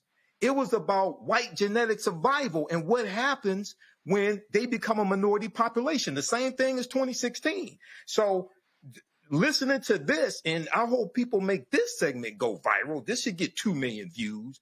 Black people need to wake the hell up, because when you read Project 2025, they're coming for all of this shit. This is a counter set to wipe out all the gains that black people made from the civil rights movement, the social justice movement, after the death of George Floyd, all of this. They're coming for all of this and taking us back to 1890 and the Mississippi State Convention, when they rewrote the state constitution to impose poll taxes, literacy tests, and lock African Americans out of political power.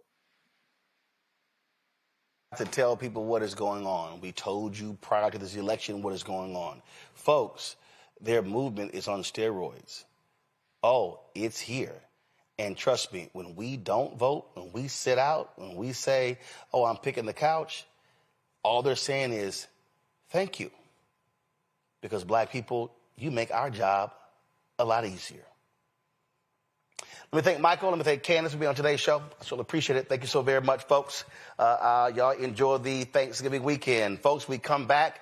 Members of Congress, Alabama delegation tout the last Tuskegee Airman. Also, Chadwick Boseman, honored with a posthumous star of the Hollywood Walk of Fame, will show you some of what took place at that ceremony on Thursday. You're watching Roland Martin Unfiltered on the Black Star Network. Support the work that we do.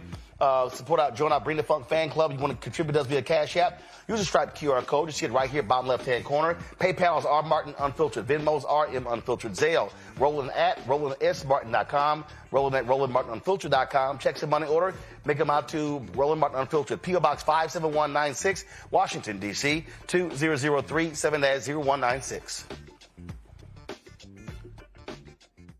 If in this country right now you have people get up in the morning and the only thing they can think about is how many people they can hurt, and they got the power, that's the time for mourning. For better or worse, what makes America special, it's that legal system that's supposed to protect minorities from the tyranny of the majority. We are at a point of a moral emergency. We must raise a voice of outrage. We must raise a voice of compassion. And we must raise a voice of unity. We are not in a crisis of party versus party. We are in a crisis of civilization, a human rights crisis, and a crisis of democracy itself. And guess what? You've been chosen to make sure that those that would destroy, those that would hate, don't have the final say, and they don't ultimately win. Next on the Black Table with me, Greg Carr. Our legal roundtable is back in session as we look at yet another potential landmark case being considered by the United States Supreme Court. This one is called 303 Creative versus Alennis, and may be the most important and far-reaching First Amendment, that is freedom of speech, case of our time. It could, depending on how the court rules, open the door for a return of Jim Crow segregation laws. It's true. If you say we can discriminate against one, you're saying we can discriminate against all. That's on the next Black Table. Don't miss it. Right here on the Black Star Network.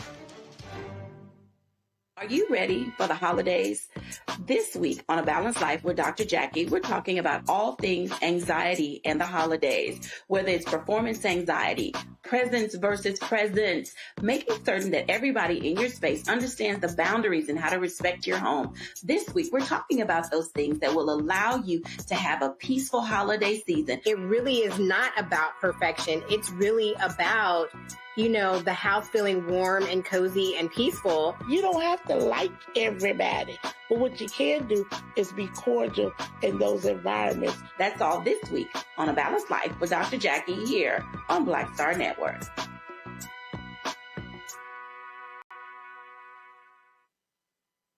This week on the other side of change. Book bans, anti-intellectualism, and Trump's continued war on wisdom. This is a coordinated backlash to progress. At the end of the day, conservatives realized that they couldn't win a debate on facts. They started using our language against us, right? Remember when we were all woke and the woke movement and all that kind of stuff? Now everything is anti-woke, right? When we were talking about including diversity, equity, inclusion, and higher education, now it's anti-DEI. All this are efforts to suppress the truth because truth empowers people. You're watching The Other Side of Change only on the Black Star Network. Said the quiet part out loud. Black votes are a threat. So they erased them. After the Supreme Court gutted the Voting Rights Act in 2013, Republican legislatures moved fast. New voter ID laws, polling place shutdowns, purges of black voters from the rolls. Trump's Justice Department didn't stop it. They joined in. In 2018, his DOJ backed Ohio's voter purge system, a scheme that disproportionately erased black voters. Their goal, erase black votes and political power. Yeah, that happened. These are the kinds of stories that we cover every day on Roland Martin Unfiltered. Subscribe on YouTube and download the Black Star Network app. Support fact-based independent journalism that centers African Americans and the issues that matter to our community.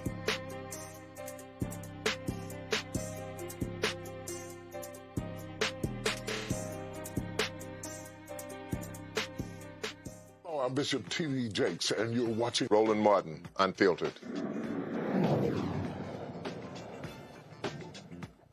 The Alabama Congressional delegation on Wednesday had a moment of silence on the House floor honoring the last surviving combat pilot. It was a Tuskegee Airman. They honored the life of Lieutenant Colonel George Hardy. Hardy died on September 25th at the age of 100. He was a veteran of 3 wars and 136 combat missions. He was the youngest Tuskegee Airman Red Tail fighter pilot to fly his first solo combat mission over Europe when he was 19 years old. Congressman Shamari Figures led the Alabama delegation on the House floor in honoring this American hero. Thank you. Mr. Speaker, I rise with the Alabama delegation, including one of our U.S. senators and many others here on the House floor, to pay respect to the end of an era. One of the most improbable, inspiring, and truly remarkable chapters in American history quietly closed during our most recent break. Lieutenant Colonel George Hardy, a veteran of Vietnam, Korea, and World War II, passed away. And this is not a name most of us know in isolation, but we all know the story of the black men who were trained as pilots on airfields in the backwoods of Macon County, Alabama, who would go on to become what the world knows today as the Tuskegee Airmen. Lieutenant Colonel George Hardy was the last surviving Tuskegee Airman who flew combat missions in World War II. He was born in Philadelphia at a time when the military was not integrated, but by the age of 19, he was flying combat missions over the skies of Europe, defending and liberating rights and freedoms abroad that we all know he did not enjoy even back at home. But despite that, Lieutenant Colonel Hardy, he kept the mission first, front and center. And with the other Tuskegee Airmen, they exceeded expectations, and they left behind a spectacular record of service and accomplishment. And though these men took off as the unlikeliest of American heroes, they landed as what is possibly the greatest, most well-known, most well-decorated fighting force in this nation's history. And so as a young man now that has the privilege to represent Tuskegee, it is my honor and it is my obligation, my duty, to stand on this House floor and acknowledge the life, the legacy of Lieutenant Colonel George Hardy and the Tuskegee Airmen and all of those who have served this nation. And with that, I will yield to my colleague from Alabama, Gary Palmer. Thank you.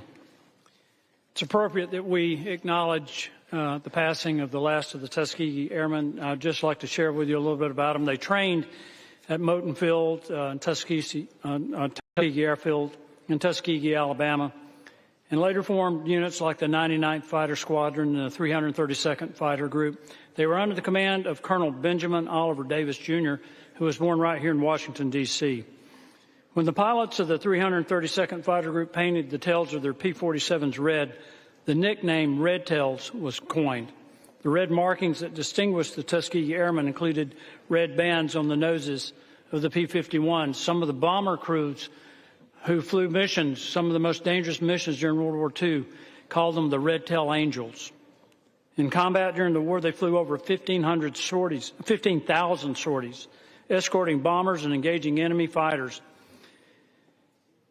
They received numerous accolades for the service, including 3 distinguished unit citations, 96 distinguished flying crosses, 14 Bronze Stars, 744 air medals, at least 60 Purple Hearts, and 1 Silver Star. Colonel Davis went on to become the first African-American Brigadier General in the United States Air Force. It is totally appropriate that we recognize the incredible accomplishments with all the opposition that they faced that the Tuskegee Airmen achieved in defense of our liberty. I yield back. Thank you. The chair asks all those present in the chamber as well as members and staff throughout the Capitol to please rise for a moment of silence.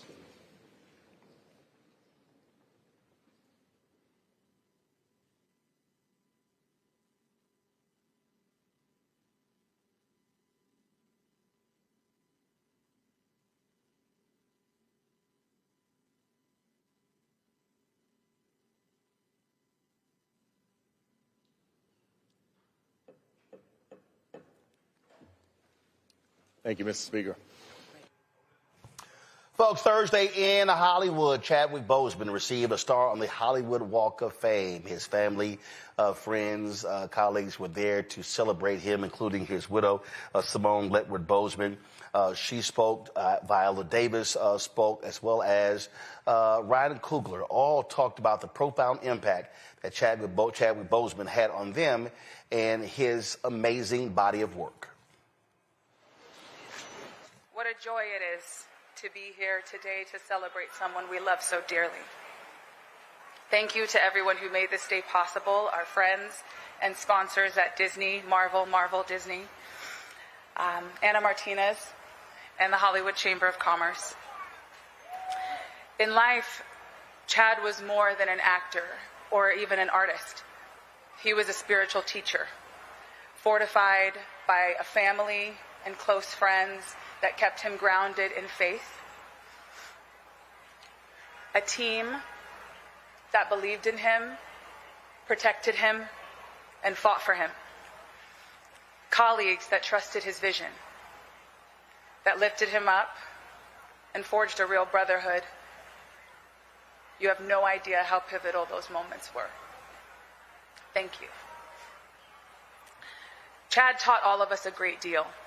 His heart was so vast, he could give each and every person a specific part of him and still have so much left to share with the world. Shortly after he passed, Chad came to me in a dream and said that there was only so much that he could do from here. These words were echoed by a close friend only days later, as if to say, in case you didn't hear me the first time. I still smell incense in the wind and see his repeating pattern, like being the 28th recipient of an honor on the Walk of Fame, for example. These synchronicities that are far too frequent to be called random remind me that he's still teaching. Chad, today we recognize a lifetime of artistry. We recognize your skill and your devotion, and we cement your legacy as a hero and an icon. You lived with honor and you walked in truth. You are as brilliant as you were beautiful, and as courageous as you were kind. We love you, we miss you, we thank you. And I would like to share a few words from the man himself. Chadwick Boseman's instructions for creative work. Write the vision and make it plain. Keep that word fastened in your journal and shut it in your bolted drawer until the appointed time. Let the ideas, the visions that God gives you fester inside of you. Let the word that he has put inside of you bubble over. Do not speak it to another until the time appointed by God. The secrecy of the vision is the second stone laid in the building process. It is the project's fortress. For a word spoken too early on the ears of men is a bulldozer and a stumbling block. Forget the self that entered the process and be made into a new creature through the work. Chad, it was our honor to watch you transform and our honor to be transformed by you. We love you so much. I have to believe that Chadwick is still alive. I can't use the word gone or death, really, when thinking about him. You know, it's like the quote, you know, when the last person who dies who has a memory of you, that's when you'll truly be dead.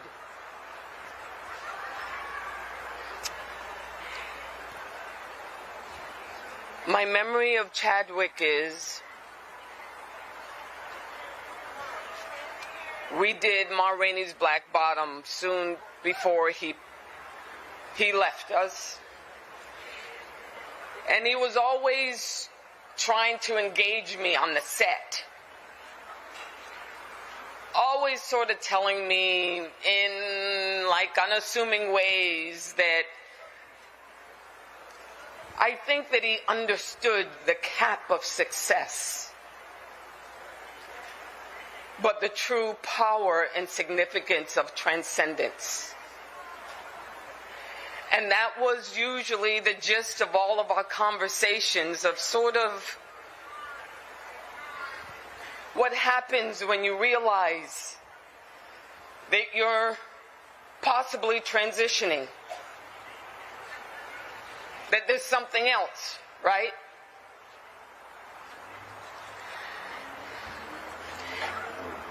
And I would say to him, you know, Chadwick, I sort of agree with you. There is a cap to success. I haven't found my thing yet.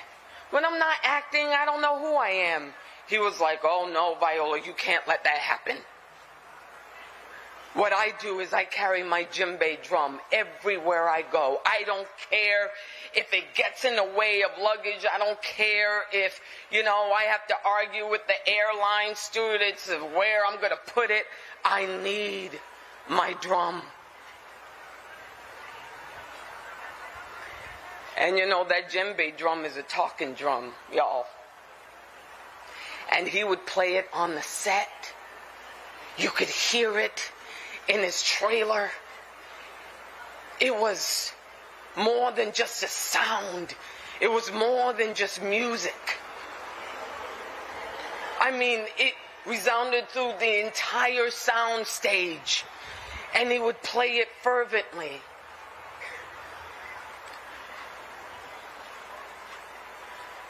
Chadwick, you channeled the divine. You were a conduit, a source of connectiveness that every single human being who is on this earth is searching for.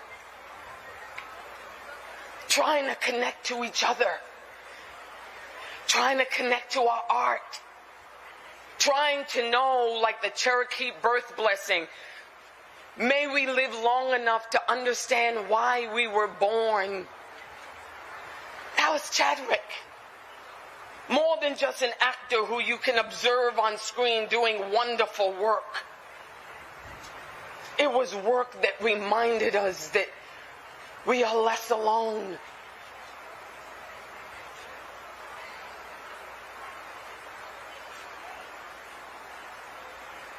It's best to use all of life.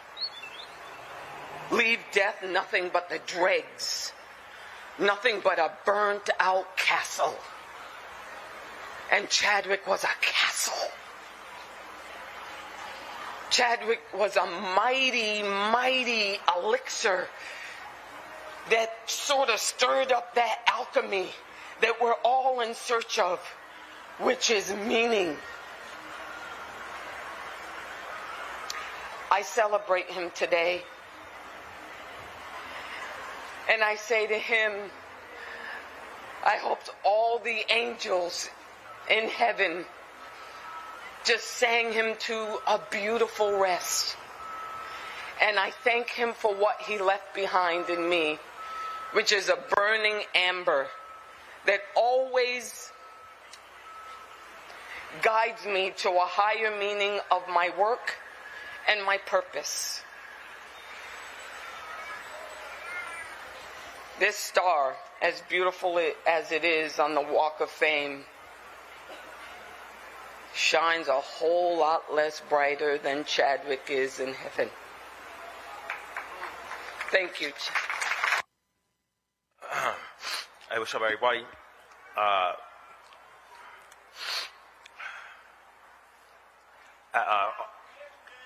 When I asked you guys, bear with me a bit. I never had to speak about Chadwick directly since his passing. So I'm gonna do my best.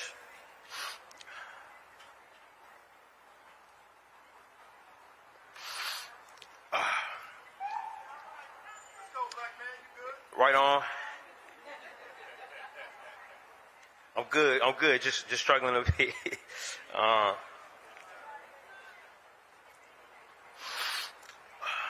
When I think of Chadwick Boseman, I think of three things: leadership, teaching, and generosity. He was an incredible leader. He was fearless and firm, yet gentle in his leadership. Chadwick was ageless. I never really knew how old he was until I went to one of his birthday parties. He had this incredible youthful look to him. But being around him, I always got the sense that I was around someone incredibly old. And I'm not talking baby boomer or silent generation. Chad felt thousands of years old. He was that calm and that wise. It was a very unnerving feeling to be around him. Our first time together, we were completely alone. And he somehow snuck into a hotel room I was in during a massive press tour for Creed. Sylvester Stallone was there, the great Michael B. Jordan was there, the great Tessa Thompson was there. It was crawling with press, but he got by all of them for us to have a one-on-one meeting to talk about working together on Black Panther. And I was so impressed by that. I asked him how he got past everybody, and he smiled at me and said, "That was the Panther."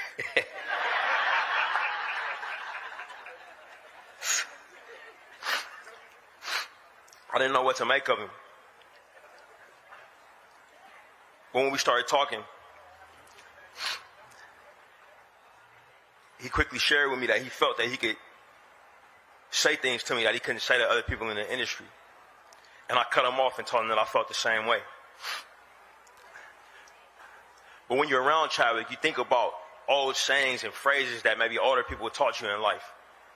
I often think about a phrase my father told me when it comes to his leadership style. My dad would always say, "More is caught than taught." Meaning, if you sit somebody down and try to teach them a lesson or show them how to do something, you know, maybe they hear it, maybe they won't. But if you actually do the action, if you actually live it, then they will see it and be motivated to try to duplicate it. Chad was an incredibly humble teacher. He taught in that way. You never knew you were learning a lesson. I remember one day I was having a conversation with him about a particularly tense moment that he had on set.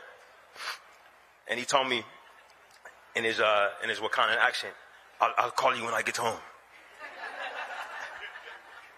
And he did, and we talked, and he said something during that conversation that I never forgot. He said something happened, and he said, "Ryan, when this happened, I had to really manage my emotions and take a step back." I never forgot that. I never heard these words said together, manage your emotions. And I'll tell you guys right now, I'm a father of 3 kids, and my wife Zenzi can attest to you. I say this to my children every day. Today, going to class, you got to manage your emotions. Hey, mom and dad got to go down to LA to do something for Uncle Chadwick. I know you're sad, but you got to manage your emotions and still take it to school today.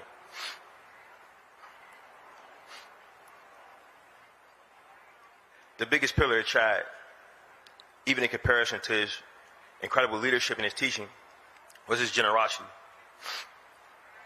He was so generous. The very act of us meeting was an incredible gift in my life, but he was generous to other actors. This man who already was casted as the Black Panther, he came to every single audition and every single callback that I asked him to come to. Sometimes he would be busy and we would schedule one and he'll race across town and read across to other actors. He would come to every rehearsal. He even worked with the actor that was portraying him in a childhood role. He was incredibly generous with his time on set. Even though he was going through what he was going through, he would do his own stunts. He would be there for off-camera dialogue readings. It was incredible. But in all his generosity, Chad only gave me one physical gift. I don't know if Nate Moore is here.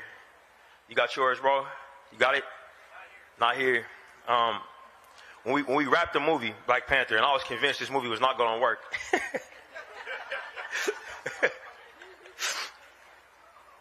Chad took my hand and he bent this copper bracelet around it. Check out Chad's brothers. His hands were massive. If you see his big bro Derek, his hands is about the same size. but he took both hands. It was like a vice grip, you know what I mean? and what's crazy about Chadwick is I never have been strong enough to bend this thing. I actually thought I misplaced it and looked for it frantically after he died.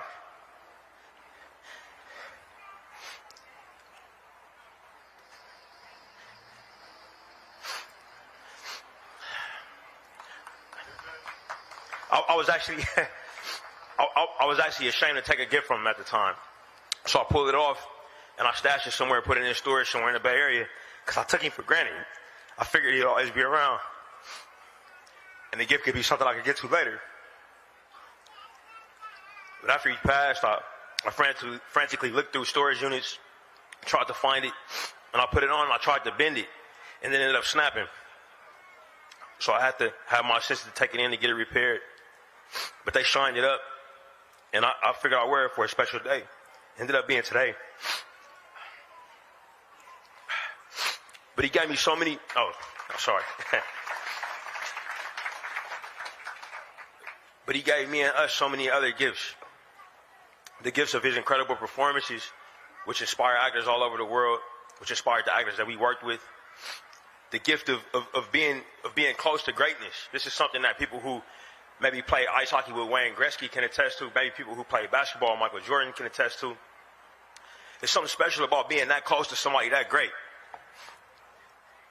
You realize how much you don't measure up, but you also realize how much a human body is capable of. Chad showed that every day. And his generosity extended to the fact that even when he knew his days were limited and his moments were numbered, he still gave to the art form. He still threw himself into the fire of close-ups across from Viola Davis,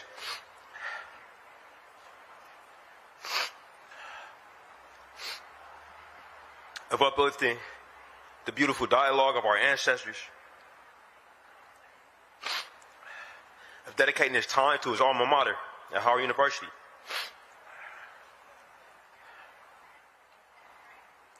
He passed, but like Viola said, he's still here, he's still kicking, he's still giving me gifts from beyond the grave, the gifts of hugs from his best friend Logan, the gift of the friendship of his family, and the gift of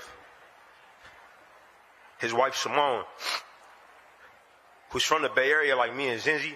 Chad and I would always talk about spending time there when we was off.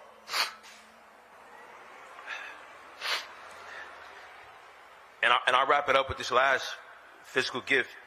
One day I get a call from Simone, and she says, "Hey, I want to drop by and come see you and Zinzi."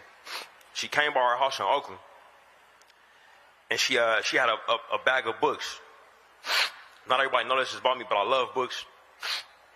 She said these are from Chadwick's collection, and he didn't give me any specific ideas of what to do with these, but his spirit was on my heart, and he thought that these books would be for you. And every single book ended up being something that I needed. One of the books was actually a conversation that I had with Chadwick when I was looking for action words for actors on set. It was just a glossary of action words for actors.